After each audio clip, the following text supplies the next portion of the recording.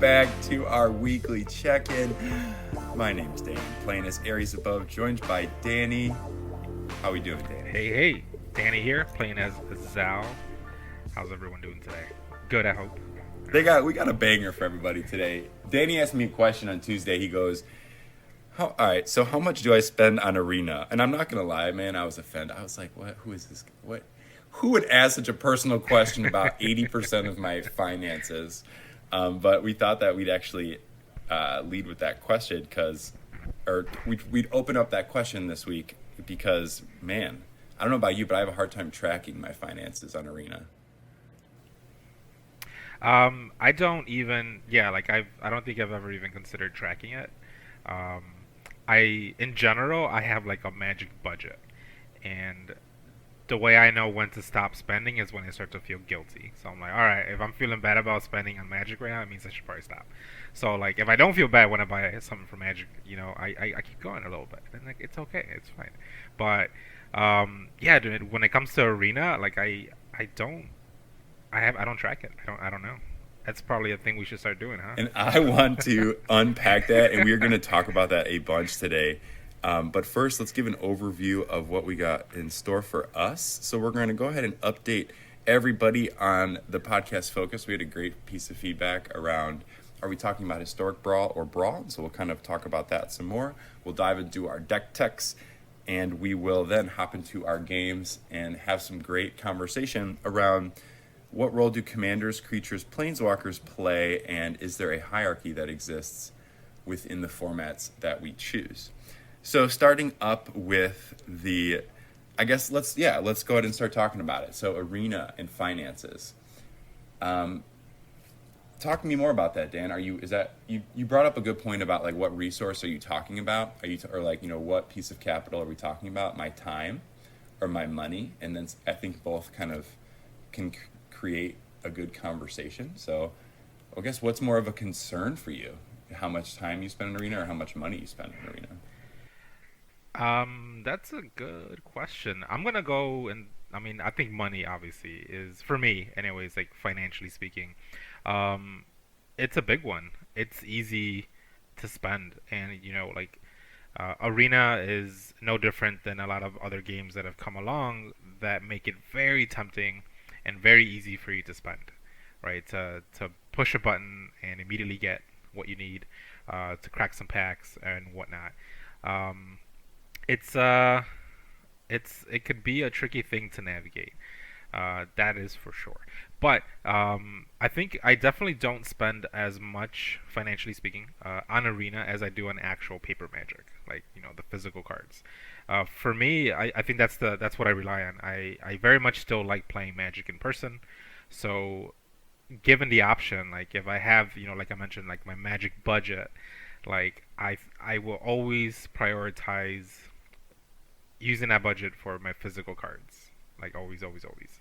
If I got a little extra and I'm feeling a little creative and I want to make a new deck and I need a couple of extra wild cards, I'll throw in an extra $20, $30, $40. I think the most I've ever thrown in at once was maybe $100. And then I didn't feel that good about it. I'll be honest. After I did that, I was like, ugh, that was probably a little too much. So I definitely, yeah. So like that's the guilt I was talking about. I was like, ooh man, I don't know if that was worth it. But you know what? That was a learning lesson for me. So then I just didn't do that again. But every once in a while, $20, $30 here and there. I do like to, and I think I mentioned this last time we met. I like to build decks off of what I already have, which I know a lot of people do. A lot of people just that is how this game works. They don't want to spend as much money on it, so they just build decks based on what they already have, which that in itself is a challenge, and it could be a fun one as well. Can it get frustrating when you're getting beaten up by other decks that are way more tuned because they obviously have taken, that step to get what they needed? Yes, it can get frustrating, but not always. So, yeah. What about you? I think that I was most kind of ruminating on what you said. You said it's easy to spend. I think that's like a very simplified observation, and it's very, very true, right? 5 clicks just charged my bank account $100, and I think that if I'm going to go anywhere else and do that, like in the real world, it's going to take a lot more effort. But on Arena, 4 or 5 clicks, and I'm spending so much money. I have this positive reinforcement of the little ching. Oh, here are your gems and this all Right. this shiny stuff. It's like a, it's like a unbelievable slot machine. Right. And obviously, I would imagine the people that are listening to this are tech savvy and recognize that all that's by intentional design. Or even to notice that the timers. It is. Speaking of time as a capital, the timers inside of the match are hidden, right? Even in MTGO, you can see the timers go down, and so you can kind of orient yourself to the time, like how much am I spending on this? How long am I been here? How long is my opponent playing? And then to distract you further, the cards are breathing. There's avatars, everything like that. And so I think to get lost in the game and to lose the amount of time capital you spend, it's not like a fault of your own. It really isn't. Yeah. Well, I mean, what do you think? I mean, I think it's like those are intentional things. Like, yeah, the game is animated. It's not like MTG Go where you're just kind of slapping down cards and everything's very two-dimensional because it's on a screen. Yeah, Arena, they've definitely taken that extra step of making it a living, breathing thing. Which is great. I mean, it's a game. It should be. Like, it should have these elements. It should have flashy things happening. Um, you know, I think the funny thing for me is how you still have to buy packs in a virtual setting. Because for Magic in itself, like in the physicality of it, cracking a pack, man, it feels so good. Like, it's so fun. It's so fun to crack a pack in person. Mm-hmm. It's just like the smell and the sounds and the sifting through things. So like, they didn't need to do that in Arena. They didn't need to like put an actual physical pack that you slip, like you crack open and you hear the sound effect. Like, none of that had to happen. They knew what they were doing there. They knew that that is an aspect of the game that pulls people in. It's this the randomness of what you're gonna get. Slightly, gambling or give or take. Like getting that fix from what is it that I'm gonna get. And you just keep going. You keep going. You want to keep cracking more packs. That happens in real life too. So they knew what they were doing there, and I like it. I got no problem with it. Like, because they know what it is. I know what it is. It's not like they're trying to manipulate us. Like, we know what it is. And that's an aspect of the game that I enjoy. So I'm glad that Arena does that. But it was a very intentional thing. It's a very conscious decision by the designers, because again, like, they know about it. So like, it's not a secret. I'm on the Arena home screen. I mean, in packs is a section with like decks. So it's like screaming at like, you're going to spend as much time here as long as like store and mastery. And I always regret going to the store. I'm never inside a mastery. And I don't know if I've ever really bought packs. I just play limited, I think. That's been my strategy. Oh, okay. So that's something that I got turned on to a while ago. One of the streamers that I watch just made a note of like it, playing the standard events with your gold actually earns you more, like, because you can get your gold back and then you actually end up getting cards that you could potentially use in later decks. I would blow all my gold on packs, like in the beginning. Like I just keep playing games and do all the quests. Yeah, because I gotta crack the pack. That's and again, I know who I am and I know what I like. So like, I would go an entire season of just playing the game, doing all the quests, and I'd have like 100,000 gold or something, and I just buy a bunch of packs. Crack packs, which probably wasn't the best use of the gold, but I mean, I didn't care because it's the game and I can play it how I want to play it. Yes, I don't think that optimization is necessarily the most important thing. I do think, though, that talking about that the game is designed to make us spend as much money as possible and as much time as possible. It's designed to distract us. Bring that to the surface and being like, okay, what can we do about it?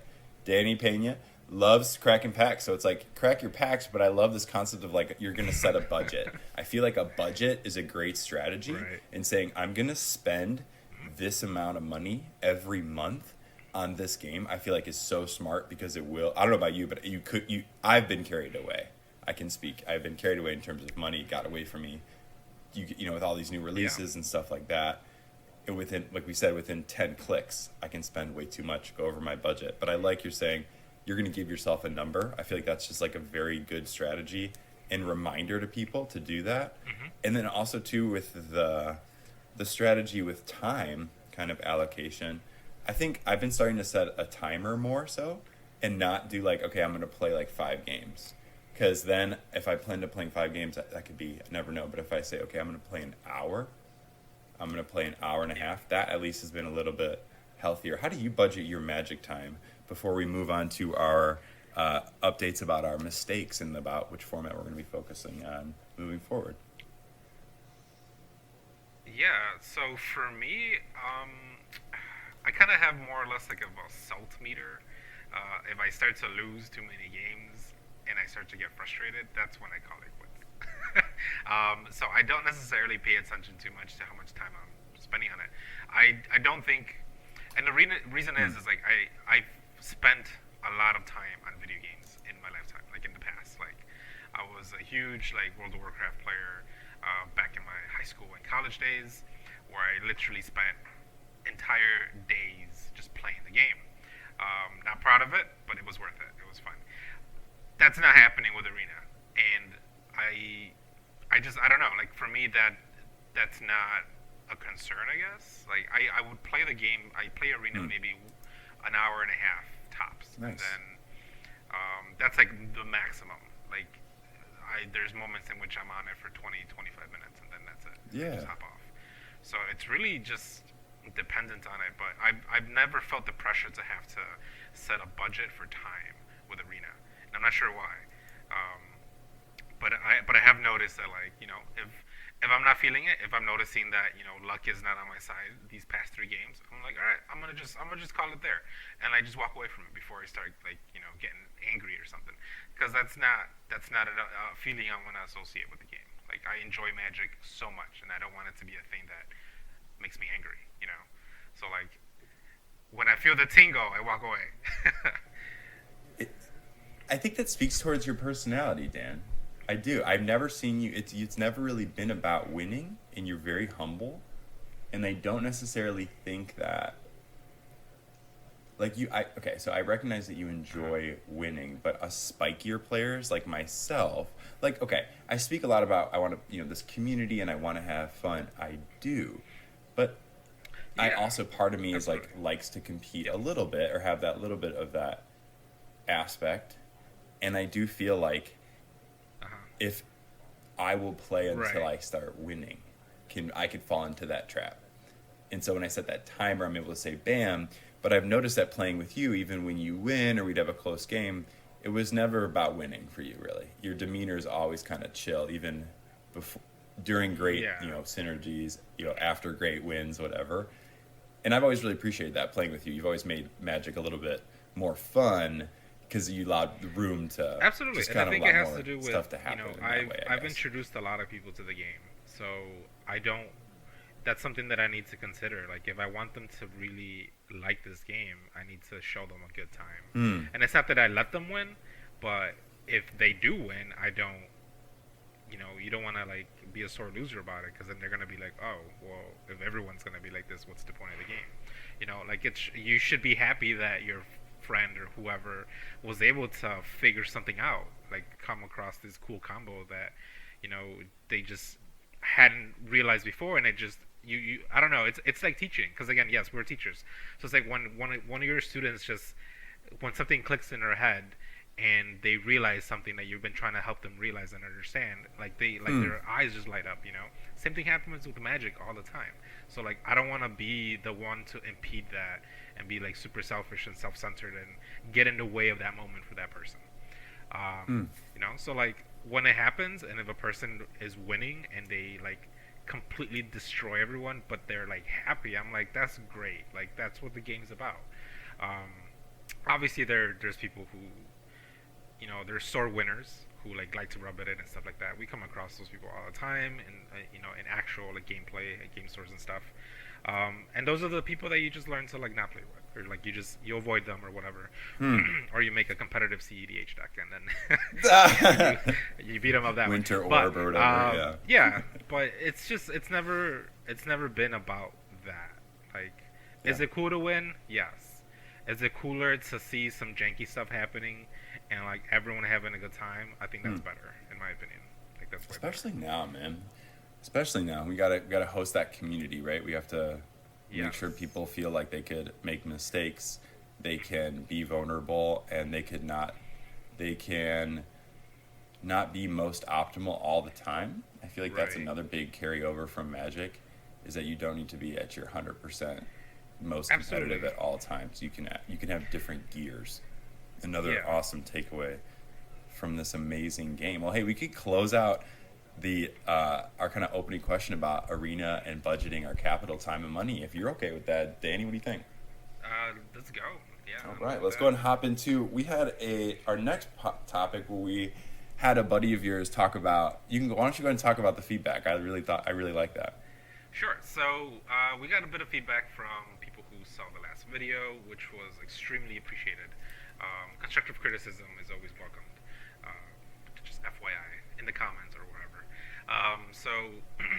One of the things that was mentioned was, hey, we didn't actually say what kind of brawl we've been talking about when we talk about our decks and the gameplay that you're watching. So we just want to clarify when we talk about our decks and the gameplays that we do, we're talking about historic brawl because it's a much closer format to Commander, which is how Dan over here got into the game, which is what I play on a regular basis. And for me, it's like a way to get my fix for Commander virtually when I can't meet up with people. So that's why I gravitate towards historic more or less. But there are some changes, or some, not changes, some differences between historic brawl and regular brawl, right? So we just want to touch on that a little bit, I think, right? Hmm. Um, in this next one. So I guess I'll swing it back to you, Dan. Like, what do you think are some major differences It in comes down to this. this? I don't have to react to the metagame inside of Arena. I could build decks that I like to, that work for me, and then Yeah. maybe even have some carryover into real life if uh, like today I'm playing this Clothis deck, and I'm thinking to myself, ooh, I think I need to build a commander with that. And so that's another big commander is I can almost kind of practice these concepts online, kind of learn about some of the micro synergies that are a little bit more Right. hidden, and then maybe carry over into real life fun.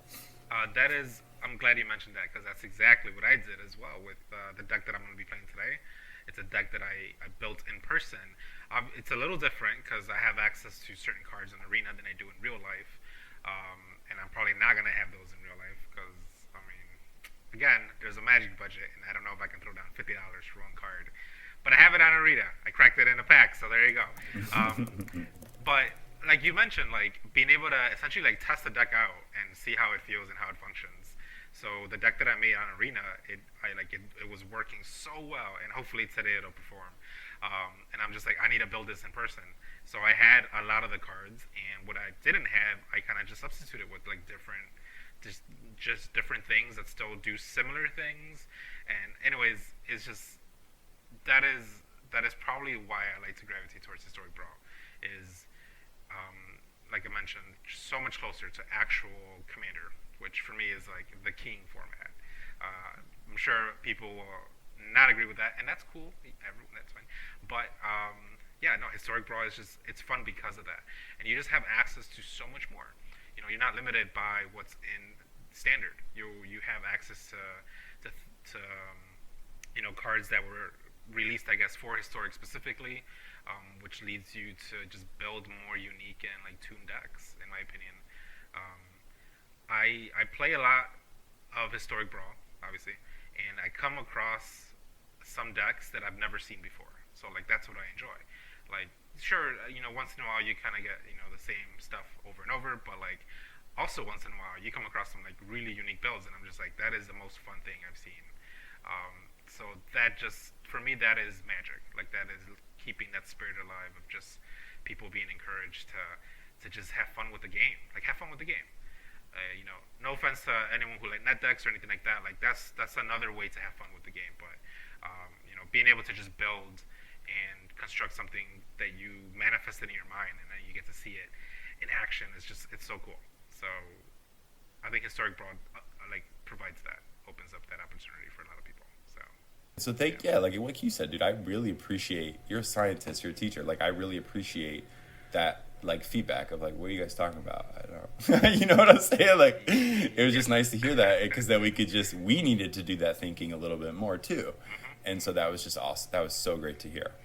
And before, so yeah, what did you, speaking of the format, let's go. Let's get started. I'm looking at my deck. I'm getting excited. So Yeah. what did you bring to this match this week? What you got?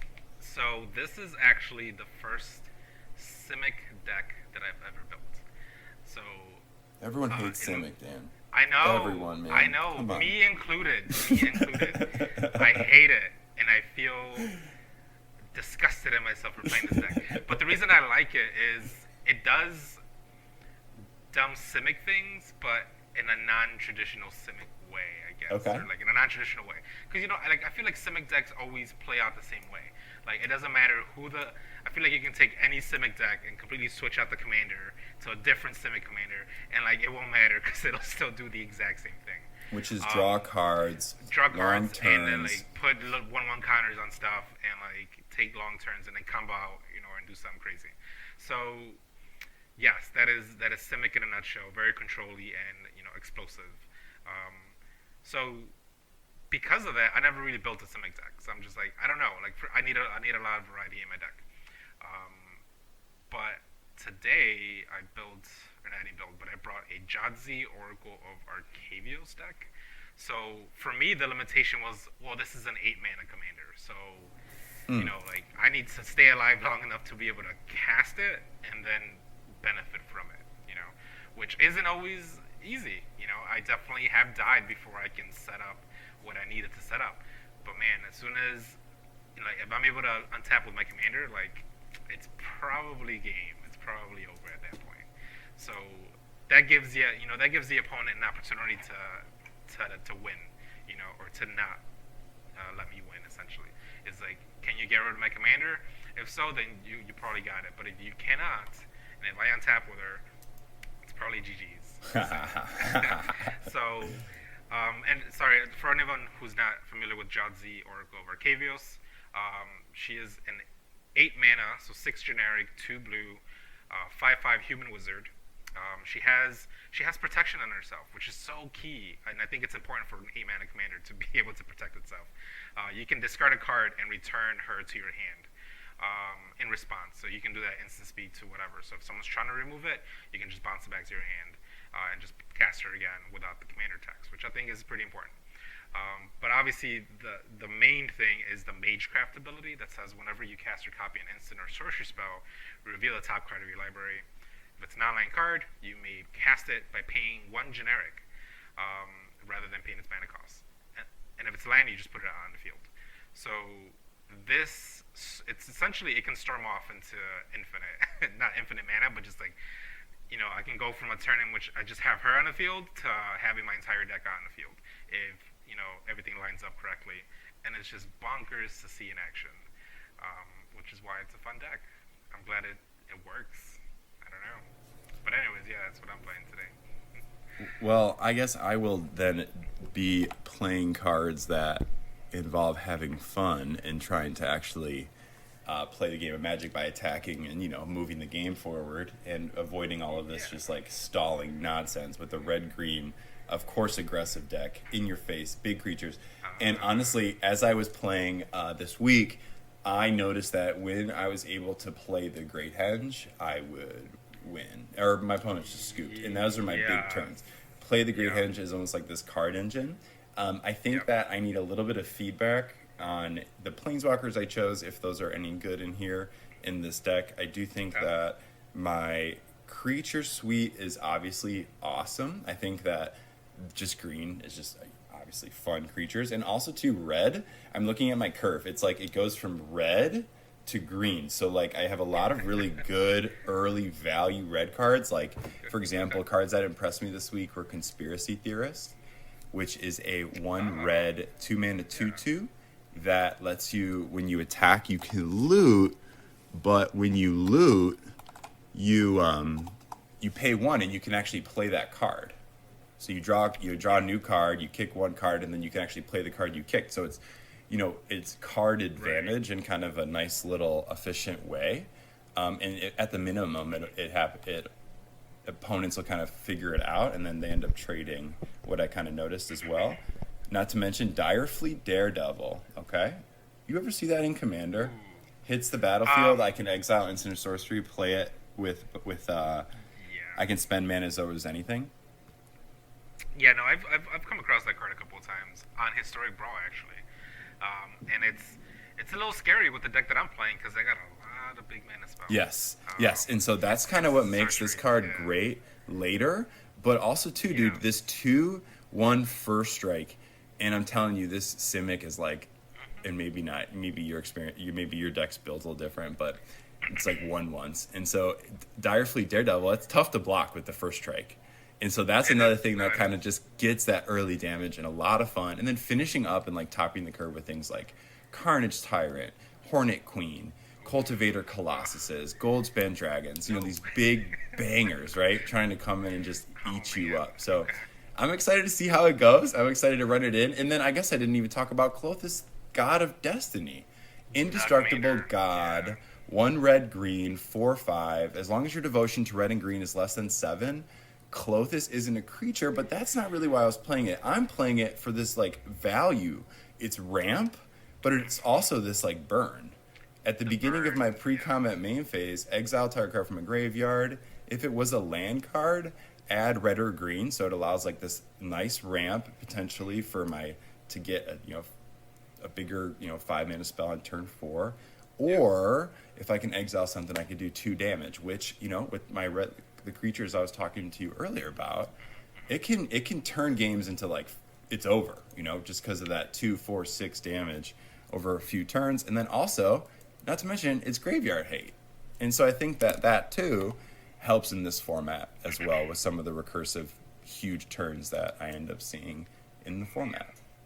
I think this is going to be a classic aggro versus control game, or games I would say, because it sounds like we have decks that are designed to go against each other here, because I do rely on my graveyard for some spells.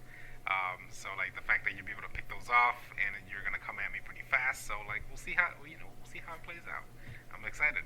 All right, well let's go take a breather, and then before we jump into our games, and I'll see everyone inside of a. Peace.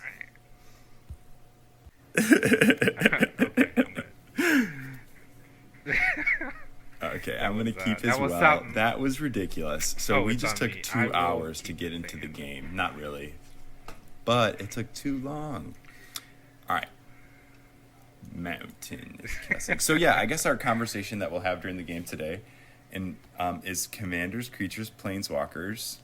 Who's better?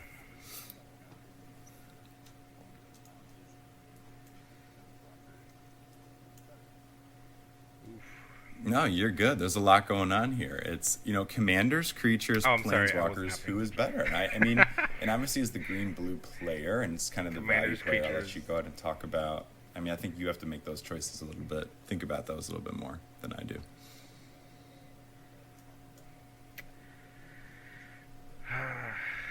Yeah, so I think, what do I think?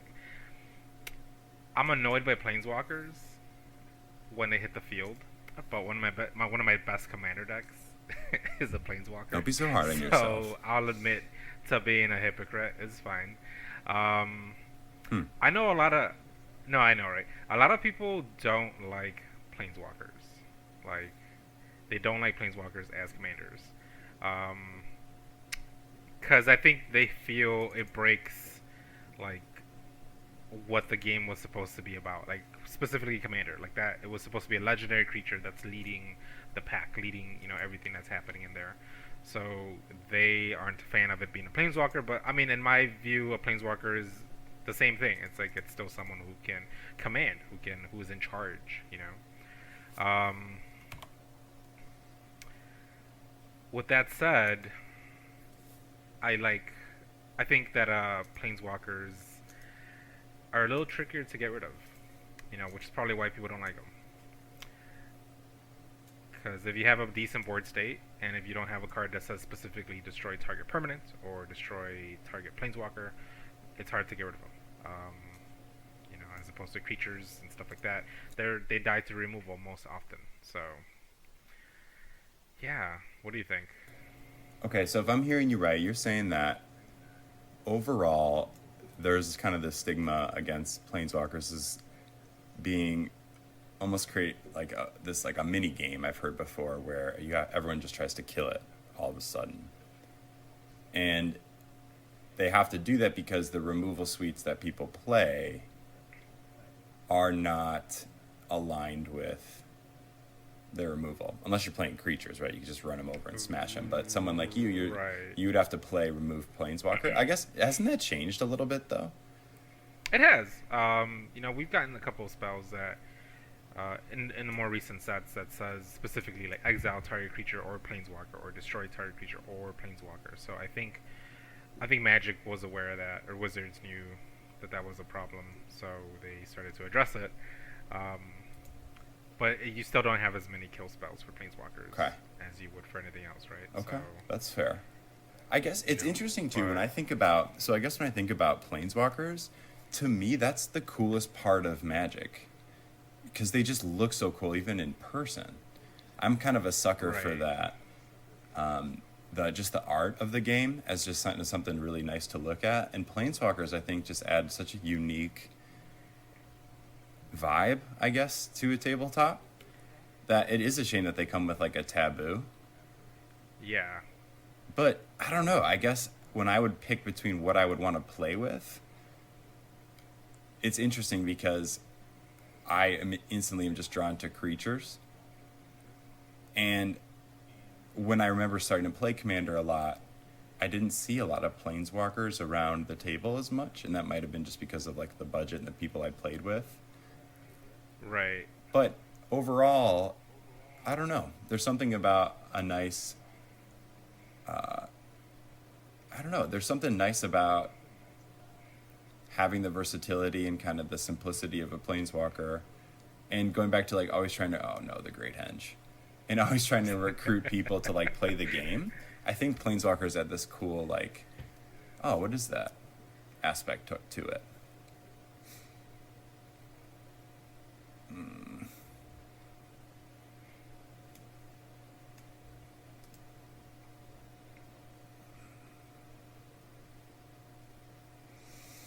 Can't even activate it. So yeah, I do think that planeswalkers are pretty cool, and it's almost like you're saying they really are context dependent, almost, right? They are. And it's depending on what your Absolutely. deck's trying to do. Right. So, in historic Brawl, I think it's nice that they allow, planeswalkers to be your commanders, because they give you a space to experiment. You know, like for example, oh crap. For example, the Demir Tezzeret, the one who cares about artifacts. Like that deck works grotesquely well. I feel in historic Brawl because it's scary. Like unless I'm playing a controlling deck where I can counter the Tezzeret, like it's gonna be pretty. It's pretty much GG's if it hits the field, because there are so many spells that are so much cheaper in terms of artifacts in historic Brawl.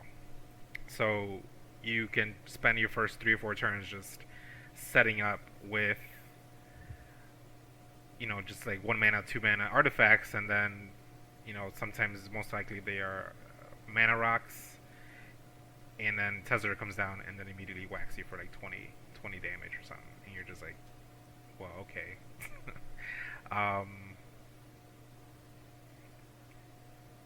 But yeah.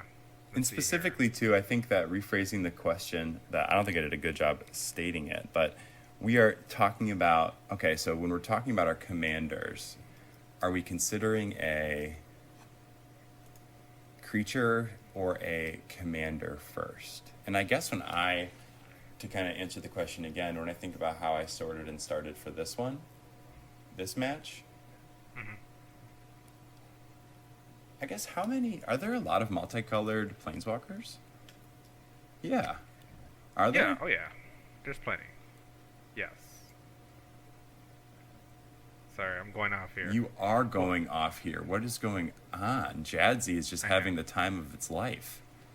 It is. So Jadzy, by the way, if you play Jadzy as your commander, can you play blue and green? Yeah. Okay. Yep. That's why there's. Oh my goodness. Let's storm off, everybody. Oh, what is going? 8? Yeah. I think this might be GG's. Ooh, okay.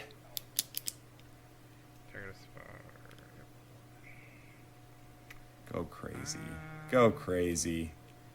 Yeah. So this is like I mentioned, this deck I built it in life, in real life, and I was telling yesterday because I played it and it won. I do prefer to play this on Arena because all the stacks. Let's go. All this, it just does the stack for me, and I ain't gotta worry about it. Oh, I'm sure your friends love playing with this. This. They were not having a good time. Bounce this. Nice. So here's hoping I hit another extra turn spell and I can just. So FYI, what's happening here? The reason I'm able to cast all of this, Jadzy says, I get to cast it if I pay 1, but the Immortal Sun reduces everything by 1. So everything's coming in for free. Yep. And I just bounced all your crap. So. Damn, that's nice. why I'm able That's to go cute. off here. Yeah. That is so I cool. could potentially deck myself. So whenever you cast a copy, reveal the top card. Okay. My gosh, are you just going to clear my entire board here? Ulamog will hit 2 things. That's about it. Doggy. Nice, Dan. I like this deck. I like this. Alright, let's make some dudes.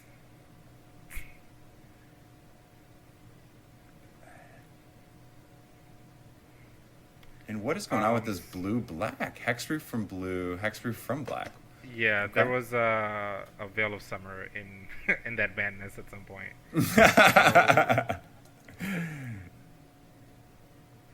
I'm gonna keep going. Have your do your thing. Have fun, man. That's why we're here. Please. Because I would like to hit an extra turn spell and just. Yes.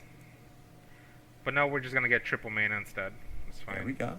Oh, the great henge. Find your cards you need. Having a good time. Infinite hand size. So you'll be able to take that hand size to my turn. Correct, because I have a Nezahal somewhere, and let's gain a lot of life. Oof, nice. Is Weather the Storm played in Commander much, in your opinion, with your play circles? It is not. But Against me, you played that for sure. Yeah. No, I picked up a copy for this deck in particular because. Oh my goodness. Woo!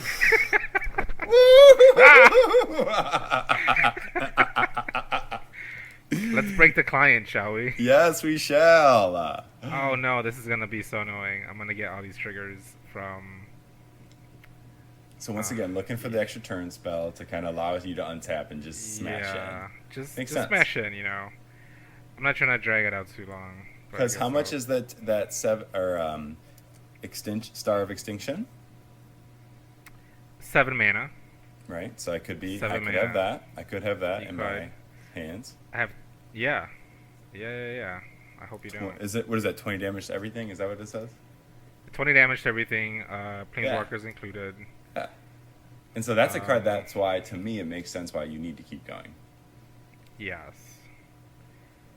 Maybe not though, because you're going to gain 75 life. Oh my gosh, Dan! Go off. Consider.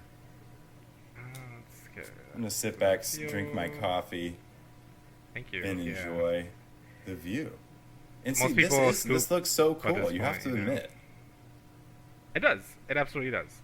And this is exactly what I wanted her to do when I saw her. Here it is. We got there, boys. Nice. Okay. But I do still need to resolve all these other triggers. I don't want to draw more cards because I can potentially deck myself. So I'm gonna just skip through all of these. Mm-hmm. Ooh man, my client is definitely lagging though. There's a lot happening. A lot of triggers. A lot of triggers. A lot of if-then statements going on right now. Yes. We're getting there. We're getting there. Let's go. Let's go. Let's go.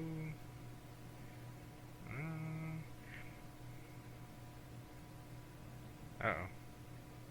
It's stuck. Did you break Arena? Maybe. Did you break Arena? Whoops. Let's give it a second. Let's give it a If second. you broke Arena, you win. That's how that works, right? That's how that works. We're not even supposed to be in here because we. Oh, here we go. Here we go. Ah, here we go. Okay, it's going. Gain some Okay, life. cool. Gain a little bit of life. Just a little bit. So yeah, I was trying to resolve all this yesterday in person, and I'm just like, I'm sorry, everybody. It's your fault for letting me untap with my commander. So just putting that out there, but this is what my deck does. Though I did realize, like, you know, I had to put in a Concording Crossroads into my deck because, you know, this happened, but then I couldn't attack because I still had to wait a whole other turn because nothing had haste. And Concording Crossroads is a 1-mana enchantment that gives everything haste. Right, so let's just go to combat, shall we? Very Oh, yeah. nice. Good game. Okay. How much damage is this going to be? Let's see.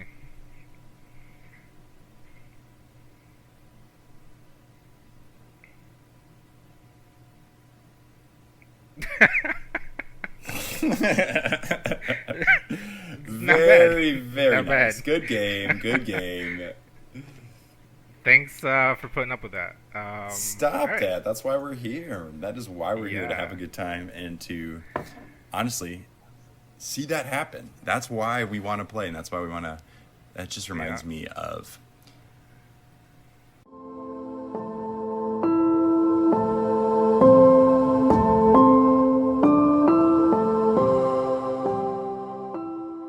Game 2. 1, 2, 3. Let's go. Got absolutely smashed in game 1.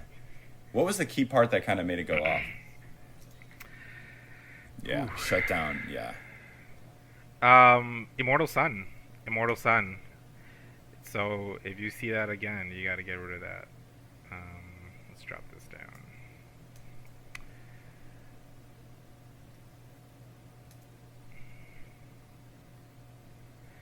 And, you know, again, in Commander, there's a card that does something similar for 2 mana. It's an artifact. It's called Helm of Awakening. But it makes every one spells 1 generic mana less. So that also helps Jadzi go off. That's not a card that's in Historic Brawl. So, like, you know, that's a tweak that is done. I like that Jadzi Immortal For the Sun actual physical combo. That was game. cute. Let's see. It was essential. But I've definitely, you know, just kind of bricked, hit like 3 or 4 lands off the top, because the lands do come out and like they come out into the field. But if I don't have any instants or sorceries to keep hitting off of, I'm kind of just dead in the water. My opponents have time to get rid of my stuff. And Love Magda. Yeah. Red ramp, gotta love it. She or at least is appreciate it. a problem. Ooh, green ramp is Yeah, as good as it gets. Can't do anything about it now, so yeah. Let's keep it going. 1, 2, 3, 4, 5, 6, 7, 8. So again, my job is just to try to stay alive as long as I can, so that Jazzy can come down and do her thing. But you know, Yeah, I'm actually aggro pinched decks on tend green to mana, and Magda's do what they allowing me do. out of this. Oh man, yeah. She's gotta go. Let's get some ramp. Cast an accurate spell, surveil 1. That's pretty good. And let's get our green mana, please. And that's why I like this green-red combo, dude, is because this red, it gets under, and then my green creatures help finish. There's a personal favorite. Uh huh. Okay, so sure. I think we'll get rid of that. If you want to swing Magda in, you can.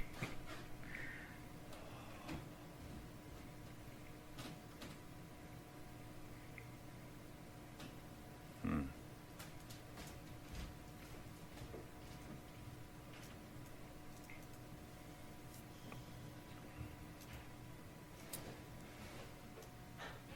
And so I guess, yeah, thinking about too the any current events come to mind just as for conversation. Mhm.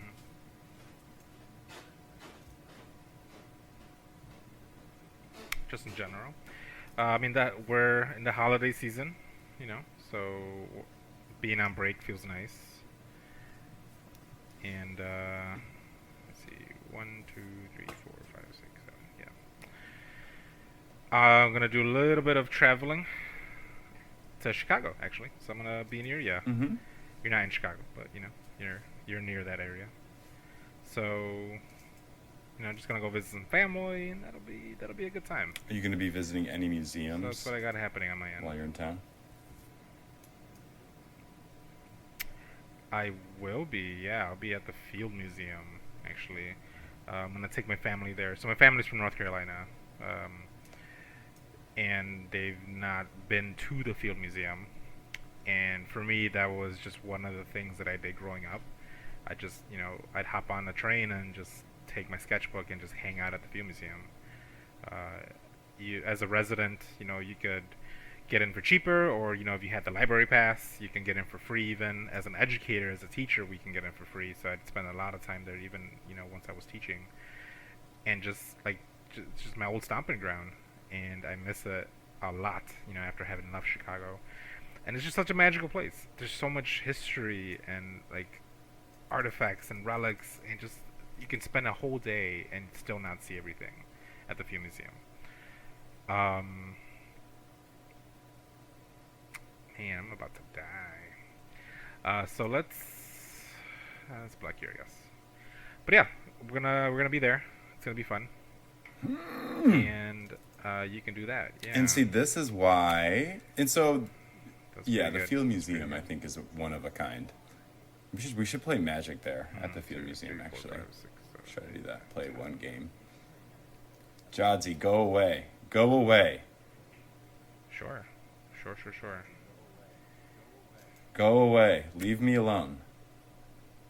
Man. I What do you caught think this. about this? What do you think about hurts. this? Why not? Why not? Like, it's just such a Chroma's goofy. It's too Memorial. much. I actually don't even know No. if I should put this in my deck. Ah. Dude, that You is think so? that's a bomb. That's a bomb deck. Or sorry, that's a bomb card to have. Absolutely. I'm gonna do Get this out of just here. so I can get a Jazzy trigger Get and get out of it. here. Take your turns out of here. Only need to get you down to 0. Good game. Good game on that one. That was fun. Oh my goodness.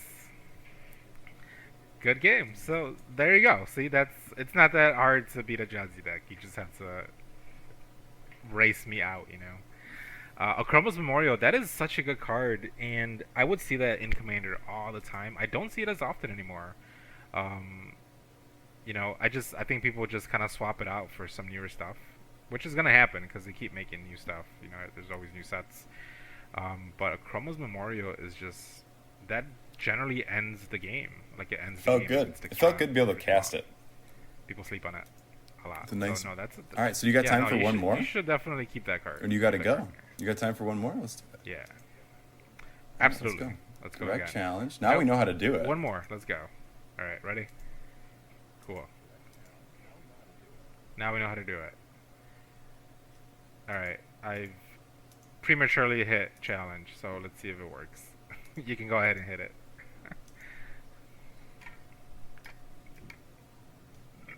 And that's, I think I mentioned this last time, but this There we whole, go. this game Cool. is so great, and this is why it's the best game, in my opinion, just of all time, is it allows you your personality to come out. Like I still don't. I just think it's like it's unbelievable how it does that with Oh, cards. absolutely. I mean, mm-hmm. Because you build a deck that is a part of your identity. I feel like it's a part of your play style and like what one does. You know, your decks always have red in it Yeah, for a reason.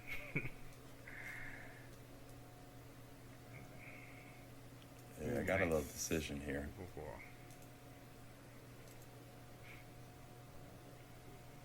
Sure. That's another thing too. I give you mad props for is you've never like been upset at how long turns could take. That's saying thing that's awesome.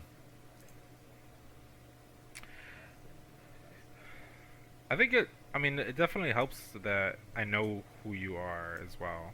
Like, I think we've all experienced this on Arena, but like getting roped out by an opponent happens often.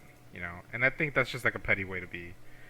Um, Sometimes though, you literally get disconnected, so it's hard to know if it's a moment in which you've been Hmm. someone got disconnected, or they're just being salty about what's happening. I don't know. But I like to assume that they got disconnected. That's what I tell myself. What are you gonna do? I just noticed you got no green mana, sir. So I used to play a modern blue-white control deck in modern, What am I and gonna this do? was when Teferi was really good, the 5 mana Teferi Okay. spell. And yeah, so I really like playing. Actually, like playing blue-white control in modern Yeah. because I felt like I understood the aggressive strategies really well, that I was actually able to compete. And Mm, I remember Legion War Boss being there we really go. tough against that. Okay, so you flashed in the Immortal Sun. I need to read the cards. Nice, nice. Oh goodness. Okay, That's and it. 3, 4, 5, 6, 7. But I still can't cast her 5. She costs exactly 7, so I cannot play her. Um, and I guess I'm just gonna pass and try to make it one more turn. eight, Yeah, so this is six. I just put in Leyline into this deck, and I'm realizing that that might be a card that I need to put in my Leyline actual of deck Anticipation. because it's so good. What do you think is so good about it? Yeah, Mm-hmm. Flash. Flash is good. Let's see, we got Did I get two, you? three, so 2, 6. Did I get under I think this? you I'm probably killed telling. that So hand. Legion War Boss. I'm telling you, even in modern, Probably. that's the card they would side in against me when I was playing Blue Eye Control, and I could not stop it. Did you get around it though? Two. Yeah. Got under it by one. Let's go. By I don't think so. one. Nope. Ah, oh man, that was good. Yeah. See, and that's how close it has to be sometimes, because like Oh, you would have won had I next turn. not died, You would I have would won. have gone off next turn, for sure. So, oh, absolutely, absolutely. So You ready it to run it literally back? comes Want to down do one to more? Or is that that good? one damage right there. Woof. I could do one more. Let's keep it going. Let's do one more. I'm Mm-hmm. just glad, I'm glad that the deck got to do what it did the first game, just so everyone can see the madness that it creates. Um, and hopefully no one is encouraged to make this deck, because I don't want to play against it. Yeah. Let's do it. I'm in. All right, you ready? All right, cool. All right, same. You're good, man. Messed up. Give me 1 second here. Cancel that. Da, da, da.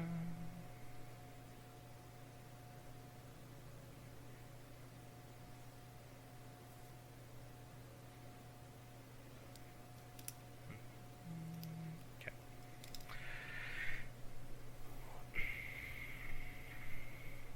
All right.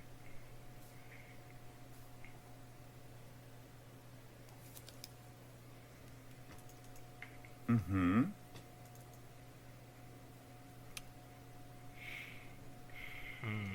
I like the This free is mulligan. not a good hand. I will take a free mulligan. This hand is worse.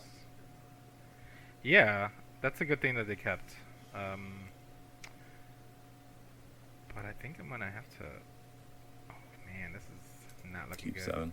I'm gonna I go to am 6. also, dude, There we if go. this. So I got this idea off the Reddit Yeah. Brawl, historic Brawl channel or subreddit, and it's a Uh league. huh. And I think that doing. Would you be down to do. What if we did Team Brawl? Where it would be like five teams or 10 teams, and then we could do a tournament. Uh huh. That'd be dope. I wasn't even aware that that's a thing. All right. Also, let's my shuffle arena up. You're client good. just Or I crashed. guess you can come back in the So, game, right? give me a Or do you want me to second. close out? You want to start again? You just wait it up. I think so. Yeah. Once I. I'm gonna wait it out. Yeah. Let me just hop back in. Um, hopefully it doesn't do the whole thing that takes 10 minutes. I think I'm coming back in. Yeah, I'm coming back in. Nice. So So I don't tell know. me I more just about that. kind Like, how of does that work? started Like, because there was an idea on Reddit, and I kind of I said this sounds like a great. This would be great. I'm interested, and I haven't got a reply back. So something I'm thinking that I would just start it and post and see if we can get mhm. people interested. But I do like the team aspect of it, like this idea Yeah. of you and a buddy build a deck, and then you play it together. Yeah. Like one person will man it, but use Zoom, and then you can like decide on the game actions together. I think that's I don't Yeah. know, and just this could be kind of fun. Right. Yes, It's yes. almost like a two-headed giant kind of thing as Oh, I well. missed a trigger Qualities of here. My that. bad. Yeah, that's cool. What we That's got fine. here? I'm missing line drops, so we're all good. Okay, a little ramp. Celestis. A little bit of ramp. It's a nice little card against control decks who like to just play their land and pass, because then it gets me a card draw. I get to loot with it.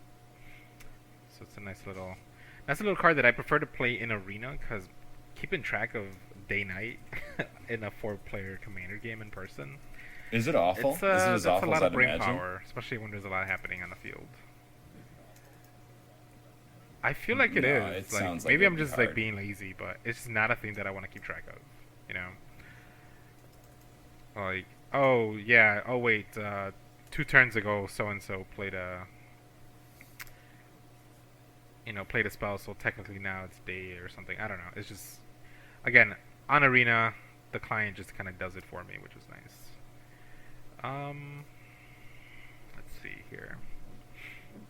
We are not in a good spot. 1, 2, 3, 4, 5, 6. Mhm. Let's play a land and pass. It'll become night. I'll take action, Sure. and we'll dump Uh, that. I'm telling you, man, Clothis is so fun in You can aggressive take it. strategies. He's a good card. Yeah. I had a Jund standard deck a while ago, and Clothis was a key component of that. I'm just It gonna was like a keep Jund smashing your face. grindy deck, just incremental damage. Yeah, that's probably a good idea. I don't know if Kessig Wolf Rider. I mean, that card may not be questionable 1-drop, but the role of the 1-drop in Brawl could be a fun episode. I mean, the 1-drops now are just good. The 1-drop. Oof. The scariest thing, man. They Let's see if are. this will help me. What do you They're think about too this good card? I sometimes. like this card a lot. Battle Mammoth. Whenever a permanent you control becomes target. Control becomes a turbo spore, but yeah, that's pretty good. And then, too, the That's trample. pretty Why not? good. Let's come for 5. And Yeah. so, see why if they're. This is not how I like to use this card, but let's take an extra turn here. Ooh.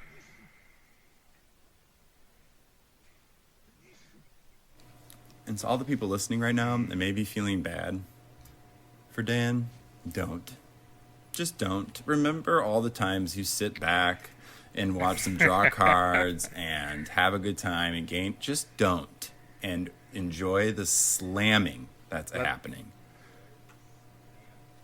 Let's see what happens here. Okay, terrible. it's a brainstorm. Enjoy the trample damage. Don't forget the first game, because that was probably all anybody watched, and I wouldn't blame them. That was great.